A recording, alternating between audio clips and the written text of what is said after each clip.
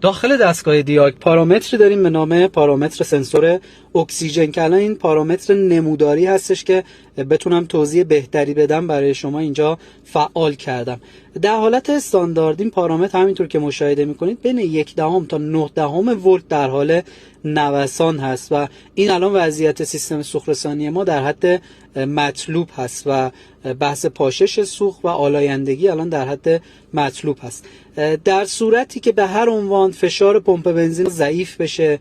فیلتر بنزین کثیف بشه، سوزن‌های انجکتور کثیف بشه، پارامتر سنسور اکسیژن بین 1 دهم تا 2 دهم شروع میکنه به نوسان کردن، یعنی بین 1 دهم یا 2 دهم یا بین 1 دهم تا 2 دهم نوسان میکنه. این نشون دهنده رقیق بودن سوخت هست و شما متوجه میشید که اینجا فشار پمپ بنزینتون ضعیفه. تو بحث خودروهای وارداتی شما به این راحتی نمیتونید یک سری از خودروهای وارداتی شیلنگ ورودی ریل سوخت رو بتونید در بیارید و فشار سنج نصب بکنید، چون پینها و خارهای نگهدارندش